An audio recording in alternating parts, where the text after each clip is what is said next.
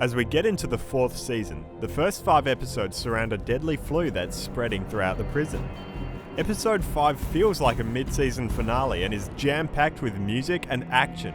We get over 9 minutes of pulsing action music with the tensions rising and falling, but never seeming to cease. It's exhilarating to watch as the flu situation starts to all culminate at once. While everything's going on inside, the fences finally give way after our characters have been struggling to keep them standing. This sets the scene for a chaotic and intense composition, but finds gaps to bring us back to the more human elements in the middle of the chaos.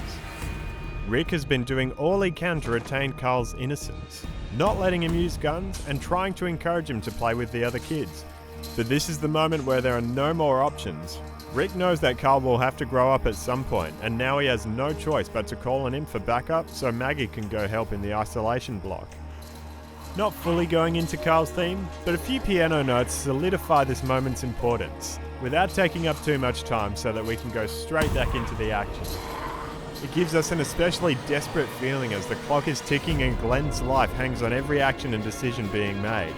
It's building towards hope, but carries the urgency and emotion as Herschel and Maggie give everything they have and save his life. When the big last push is finally over and Daryl's crew arrive back with the medicine, the relief feels very earned and the music gives us a moment to take a breath and relax as the fight seems to be over.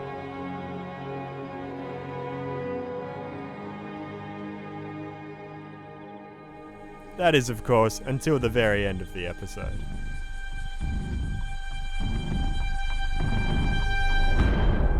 The actual mid-season finale, Too Far Gone, steps it up even further with the excitement, action and stakes, bringing back a familiar theme in the process. In the build-up to the battle, Rick tries all he can to negotiate a peaceful resolution, but the governor wants none of it.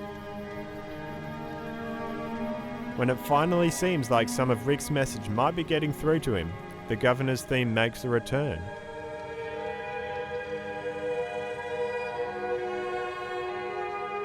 He starts to lower the sword, and the music swells in a way that leaves possibility for this to actually end peacefully.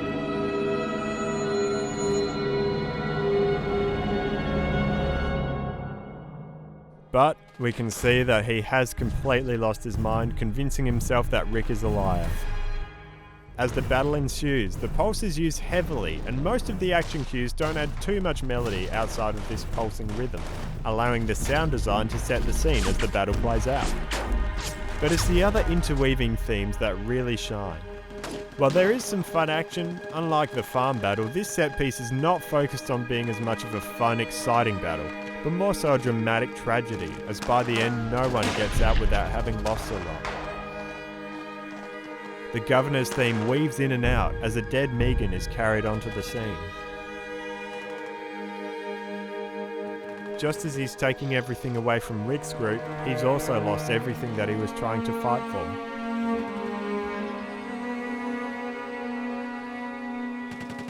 The music when Rick and Carl reunite, searching for Judith, only to find an empty, bloody-looking cradle, carries us through what seems like another major loss.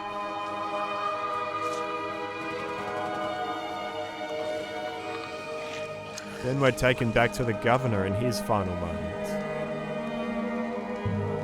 The final rendition of the governor's theme resolves itself with a dark tone as he dies at the hands of Lily, in a sort of poetic justice for his actions.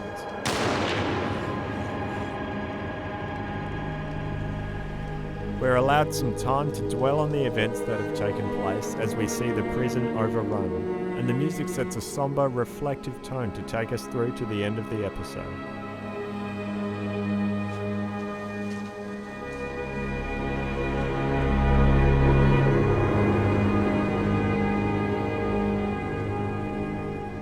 Earlier in the season, we were introduced to a theme for Lizzie and Mika. It captures a certain essence of innocence and tragedy to it. Of course, this will make a return in one of The Walking Dead's most iconic episodes, The Grove. We've seen the growth of this young girl who just can't understand the fact that walkers are not the people they were before they died. After the reveal that Lizzie has killed her sister to prove a point and almost did the same with baby Judith, Carol has no other choice but to kill Lizzie. It's one of the hardest things Carol ever has to do, and the music reflects both the sadness and darkness of the situation perfectly.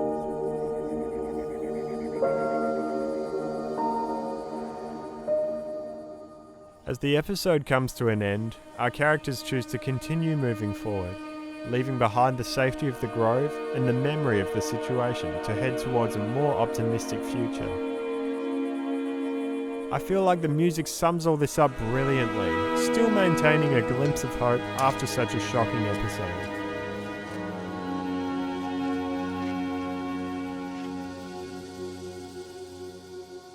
The end of Season 4 and start of Season 5 is where Bob really shines, and while there's not enough music to really call a theme for Bob, there are a couple of tracks which I associate with his character, which punctuate a few key moments in the episode of his death. His character becomes a shining light of positivity, choosing joy and to find the best in any situation. The moment when he says goodbye to Rick and gives a last word of advice is accompanied by a beautiful piano melody, encompassing the bittersweet moment, but leaning towards the positive. The focus then mostly shifts to Sasha, who's the main person to be affected by Bob's death. As Bob is fading away, Sasha asks him what's the good that's going to come out of this bad, but is left needing to find the answer for herself. After Bob dies, we then move into another piece of music which only shows up in a few scenes, always related to Sasha. I'm still trying to figure out what all these scenes have in common, and if there's a reason they're used in those specific moments, or it might just be a piece from the catalogue that just happened to get reused in those scenes. Regardless, it always features Sasha, so there's at least one consistent thread, and a few ways it can be interpreted. At the very least, it gives us a sense of continuity throughout the seasons. The Season 5 mid-season finale gives us another big character death as we lose Beth. The score that's used for this scene captures the shock of the situation as the reality sinks in for each of the characters. It wasn't a big act of evil, but something that just went further than anyone intended and ended badly. This all had to be summed up as well as concluding the half season in a fulfilling way. And I think similar to the Sophia reveal, the way this track ends is a great balance and provides us a tragic yet satisfying end to the half season.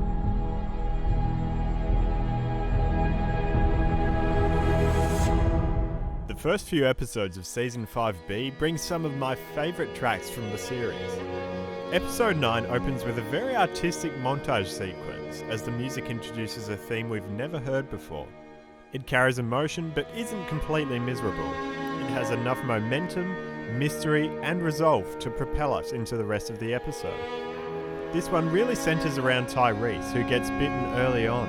We hear this theme come back a couple of times throughout the episode, but it mainly stands out as the group make their escape towards the end. We're put into Tyrese's point of view as he's fading in and out of consciousness and things go into slow motion. The music is purely focused on Tyrese's state in this moment as we transition into Beth singing Jimmy Cliff's Struggling Man. I'm a struggling man, and I've gotta move on. We get a few moments without music as the focus goes to Rick and the group making their escape, but it's not long before we get thrown right back into Tyrese's point of view, and here the music gives us a beautiful, tranquil, atmospheric soundscape.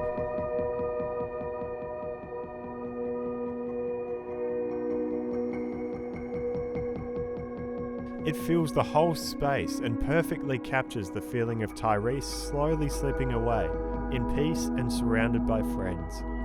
I absolutely love the point of view shot of the trees moving past the window and slowly fading out of focus as Tyrese lets go, all supported by the music which is fully taken over by this point.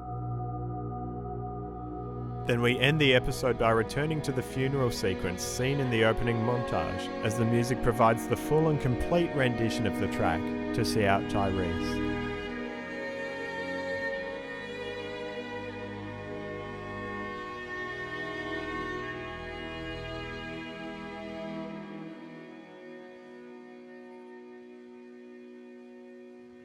Episode 10 is another one of my very favourites. After travelling for days with very little water, the group are finally subject to a downpour of rain.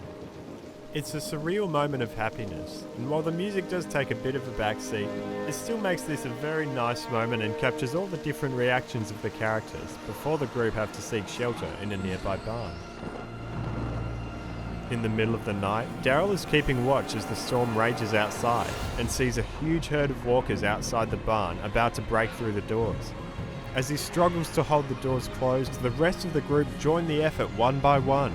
Any kind of action or horror cue could have been used here to make an exciting scene, but the music tells us of something more significant. We're seeing that no matter what our characters are going through, no matter how each of them are feeling, or whatever conflicts they've had up until now, when a storm hits, they all support each other in unity, creating a powerful force that goes beyond the strengths and abilities of any single one of them. It's a very significant moment for the group, and it shows us that this is where their true strength lies.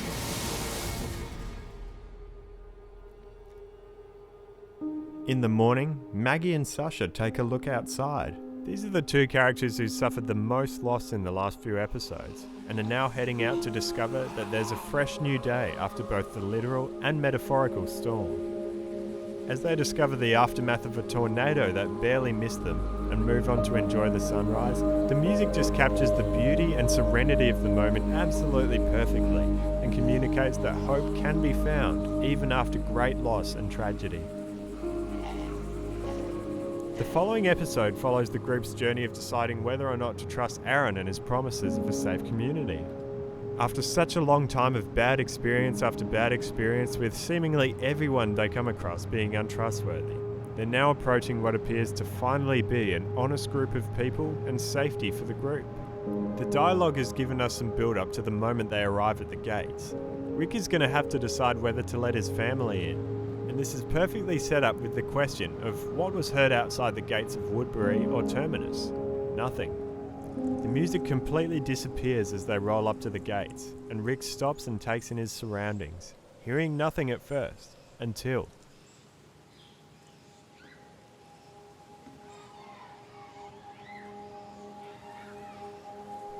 the sound of kids playing. All of a sudden we get the return of a familiar track. This is the one I said to keep an eye out for earlier, which we also heard as Rick first held baby Judith. It only makes a brief appearance here, but this is such a pivotal moment, and this really conveys the weight and sense of relief so well.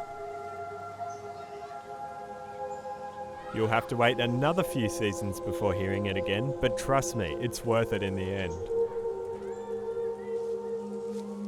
One of the biggest ongoing themes we're introduced to in Season 5 is Morgan's theme. It first makes an appearance in the after-credits scene of the mid-season finale, and then again in episode 16. This is a track that will continue to grow a lot of meaning, and embodies this new version of Morgan who we haven't known until now. He's a much more peaceful and controlled Morgan, and is filled with a refreshing underlying joy. This theme perfectly embodies Morgan's new character, and I love every time it makes an appearance. It won't be long before we hear it again.